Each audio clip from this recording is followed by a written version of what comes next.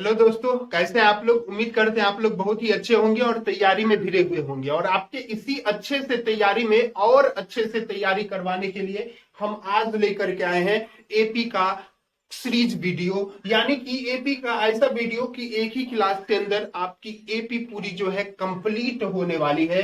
और ये एपी का जो पहला जो क्लास है, और ये पहला क्लास आपका मैराथन क्लास के थ्रू होगा। और वो भी बिल्कुल 10 मिनट के अंदर आपकी सारी एपी कंप्लीट हो जाएगी। देखिए, तो इस एपी में हम आपको आज बताने जा रहे हैं कि जो एपी जो होता है ना, इसका मतलब होता है अर्थमेटिक प्रोग्रेशन, जिसे हिंदी में हम लोग समांतर श्रेणी के नाम से जानते हैं। और ये जो एपी होता है, एपी लिखने का तरीका होता है A1 A2 A3 A4 A5 A6, इस प्रकार से ही चलता है। हर एक एपी में ना कोई जरूर सा जो एक संबंध रहता है, और वो संबंध जो होता है उसे हम लोग सार्व अंतर बोलते हैं, डी। लेकिन उससे पहले समझ लें, जो एपी का जो पहला पद गिवन रहता है ना, उसे ए बोला जाता है, जिसे हम लोग प्रथम पद के नाम से जानते हैं। और दोनों के बीच में जो डिफरेंसेस आता है, जो हमेशा एक संबंध का काम करता है, वो सार्व अंतर, जिसे कम्युलेटिव डिफरेंस सीडी के नाम से भी जानते हैं हम लोग। और ये निकालने का तरीका होता है कि जब आप दूसरे पद में से पहला को घटा दोगे तो ये डी निकल जाएगा, या कभी तीसरे में से दूसरा को घटा दो, चौथे में से तीसरा को घटा दो, यानी हर एक के बीच में जो डिफरेंसेज आएगा ना, वही डी कहलाएगा। उसे सार्व अंतर हम लोग बोलते हैं। क्वेश्चन में और गिवन हो सकते हैं पद की संख्या। ये पद की संख्या को आप लोग एन यानी नंबर से डिनोट करते हैं। और ऐसा होता है कि एनवा पद कोई पद निकालने के लिए बोल सकता है, तो उसे जब वहां वाला बोले ना, तो उसका मतलब होता है ए एन। अगर क्वेश्चन में बोले कौन सा पद होगा, तो कौन सा जब क्वेश्चन में बोल देना, तो कौन सा का मतलब ना आप लोग एन समझना है। अगर बोले कि वह पद बोल देना, तो उसका मतलब ए एन होता है। और अंतिम पद को या तो आप एल या तो एन के नाम से भी आप लोग जानते हैं। यदि एनवा पद हमें निकालना होगा, तो ए एन बराबर जो रूल होगा A plus N minus one into D.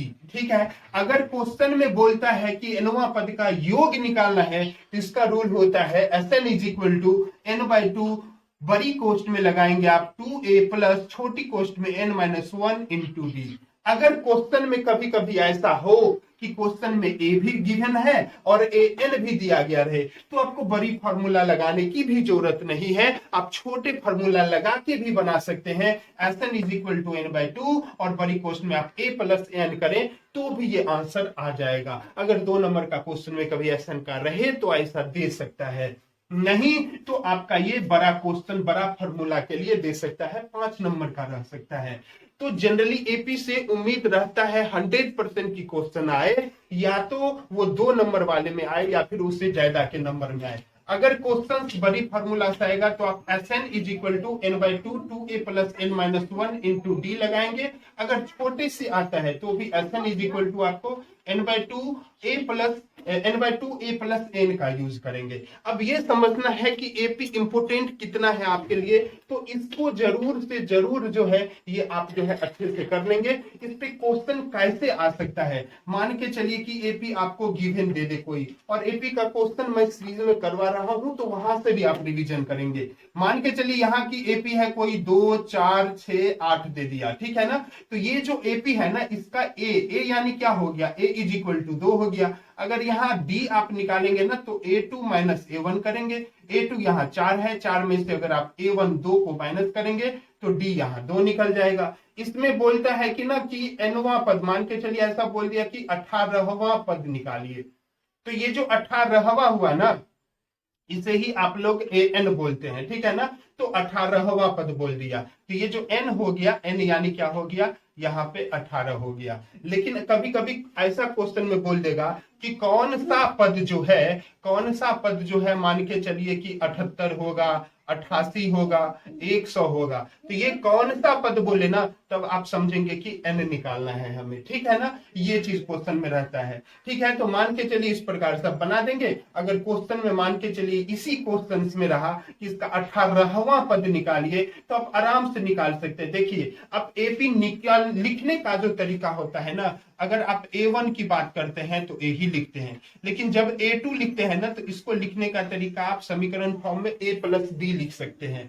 अगर आप A3 लिखेंगे ना तो 3 से 1 कम कर दीजिए, A प्लस 2D लिख सकते हैं। A4 को अगर लिखेंगे तो आप A प्लस 3D लिख सकते हैं। तो ये इसका लिखने का तरीका होता है। अब जब आपको 18वां पद बोलेगा तो आप A18 लिखोगे, A प्लस और 18 से 1 कम आप 17D लिखोगे। तो देखिए A आपको यहाँ पे गिवन था क्या, 2 प्लस 17 गुने, और D की जो वैल्यू है ना, D की वैल्यू आपने निकाला हुआ है, 2 आया है तो गुने 2 हो जाएगा। तो क्या हो जाएगा, 2 प्लस ये 34 हो जाएगा, तो क्या हो जाएगा, 36 हो जाएगा। यही क्वेश्चन में अगर पूछता कि ये जो 36 है ये कौन सा पद होगा, कौन सा पद होगा ना, तो आप ए एन का फॉर्मूला लगाते, यहां पर A N is equal to A plus N minus one into D. तो देखिए A N is equal to A plus N minus one into D.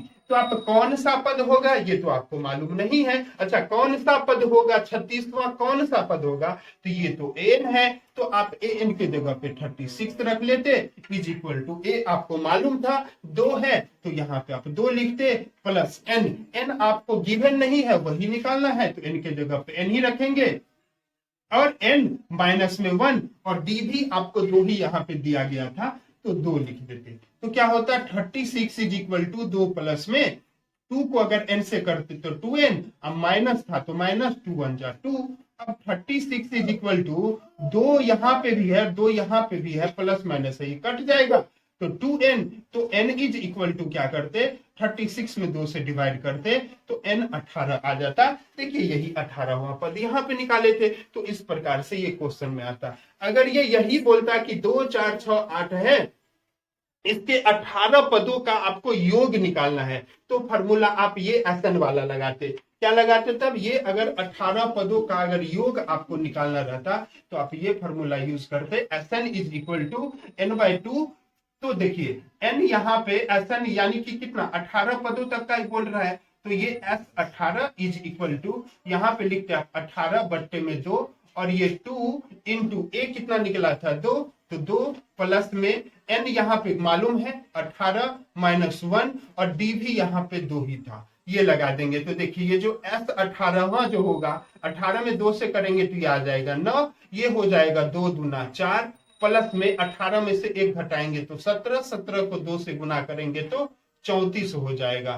फिर लिखेंगे यहाँ पे 9, और ये हो जाएगा 34 4 38, ये हट ही रहा है तो अब काम तो इसके अंदर है नहीं, तो सीधा मल्टीप्लाई कर लेंगे 38 से, और इसको अगर करेंगे तो 9 8 72 का 2 हासिल 7, और 9 तिया 27, और 7 करेंगे आप 34, 342, यानी कि जो 18 पद का योग आ जाता वो 342 आ जाता। तो सभी टाइप के क्वेश्चन कम से कम समय में मैंने कोशिश करा है समझाने का। क्वेश्चन प्रैक्टिस के लिए मेरी अगली सीरीज की वीडियो आ ही रही है टेस्ट वाली, उसको देखते रहिए, अच्छे से आपकी तैयारी हो जाएगा। अगर आपको ये कंसेप्ट अगर समझ में आता है, अगर मैं आपके इस एग्जाम में थोड़ा सा भी हेल्प आ रहा हूं तो बिल्कुल वीडियो को शेयर करें अपने फ्रेंड्स के बीच में। और अगर आप ऑफलाइन और ऑनलाइन क्लास से जुड़ना चाहते हैं तो स्क्रीन पर चल रहे मेरे नंबर पे आप कॉल